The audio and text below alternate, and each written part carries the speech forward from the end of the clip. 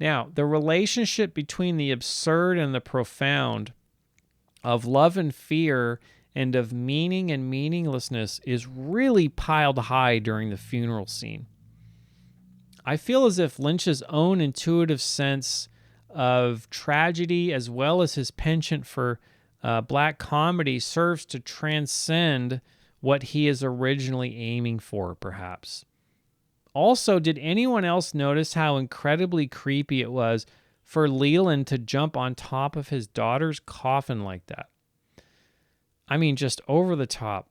Leland Palmer missing his daughter for all the wrong reasons, it seems. Once you see it in this way, you can never go back. It's as if he misses her just as much as he misses the sexual abuse. Of course, this wasn't revealed until later on. This scene is completely off the charts, though, exploring some of the darkest areas imaginable right under everyone's nose. And this aired on American network TV in the early 90s, which is really quite astonishing. It's just amazing that they were they were actually able to do this. Now, if that weren't enough, Laura's mother screaming at her husband, "Don't ruin this too," just takes the cake. I mean, what else did Leland ruin, you have to ask, right? He, of course, ruined the lives of his entire family. Now, at the most obvious level, we see a grieving mother who is embarrassed and upset by her husband's just bizarre behavior. However, what she sees has a double meaning. The hidden meaning is, of course, much more sinister.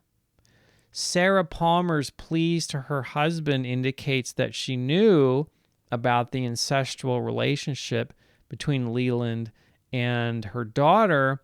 Of course, this wasn't revealed until the prequel film, but perhaps there were clues in season 1 that I may have missed. Maybe someone else can chime in on that. Now, this scene in its own right has got to be one of the most darkly comedic and tragically beautiful scenes in all of television history.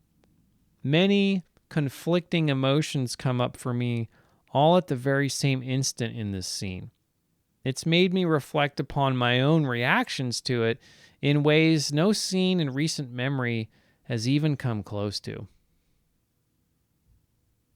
And of course, there is this little gag in the Double R Diner after the funeral where Shelley Johnson, ironically a victim of abuse herself, is making light of Leland Palmer's outrageous behavior. It's incredibly ironic, of course, that Shelley, of all people, would be the one to make such a joke, remaining completely oblivious to her own dark reality. Her character archetype is a very interesting one, similar to Maddie's. She, too, is an emerald, never locking the secret darkness within herself like Laura, but instead finding the light in even the darkest of situations. A superficial inspection of this scene only reveals so much. However, if we look closely at what this character represents, we can understand that the line between tragedy and hope is often just impossible to quantify. And of course, the exploration of this dynamic between light and dark is one of the most enduring themes in Twin Peaks. Now we are on to the secret fraternal order known as the Bookhouse Boys, named after the bar where they have their secret meetings. Notice the secret sign of this group, which is the drawing down of the forefinger from the temple to the cheek. The legend has it that the group began as the Citizens Brigade sometime during the patriotic fervor of World War II in America. Later, the group's focus shifted from protecting against potential foreign invaders toward protecting the town from an ancient, unspoken evil emanating from somewhere in the forest. Stories of haunted woodlands are as old as humanity, since such Bubba Mitzes or wives' tales were likely intended for entertainment, but also possessing the practical value of discouraging children from wandering off into the woods alone, getting lost, kidnapped by natives, or eaten by predators. If you go back and watch this scene from Season 1, Episode 4, take a very close look at both actors' expressions here. They were just talking about a great evil, and yet in the same moment, really, it seems like Michael Horse had to close his eyes just to avoid laughing just before doing the secret salute in unison with Michael Ontkean. Secret salutes, just like the funny hats that important religious figures often wear, are simply for the benefit of those who are watching and not so much for those who are actually doing the thing or wearing the funny hat. Again, we are witnessing this curious and intimate relationship between meaning and meaninglessness. We are, as the audience, we can be easily sold on anything which is done in a sincere manner, no matter how objectively meaningless or ridiculous it may be. Michael Horse has since even said himself in interviews that he sometimes had no idea why he was asked to do certain things in the show, but as an artist himself, he adopted the approach of being a subject in the painting, allowing the director to create exactly what he wanted. Michael Horse recounted the time where he wore oven mitts during the rock throwing scene. The significance of the oven mitts, like many of the set pieces in Twin Peaks, play upon our psychology and over-reliance on the intellect as we scramble to discover its significance, which seems an unconscious reflex, really. We just can't help ourselves. However, it's a reflex that isn't always necessary to rely upon.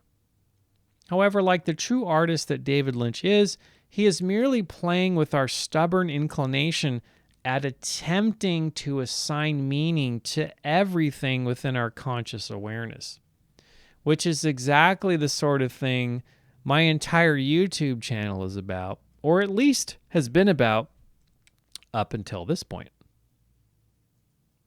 Now, moving on to episode 5, we're going to talk about Mike and Bob now.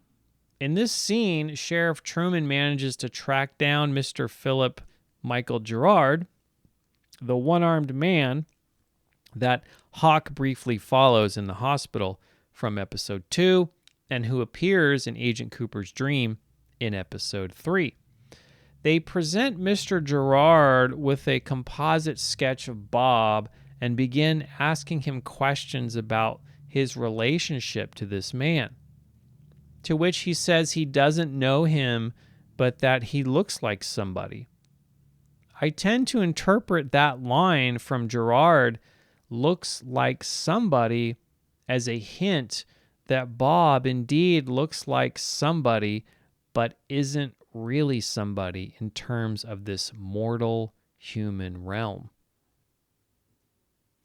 When asked about the tattoo that is now missing, that was on his missing arm or shoulder, that he tells them he lost it in a car accident, and they asked him what was on the tattoo, and he replies, "Mom," as he begins to sob uncontrollably.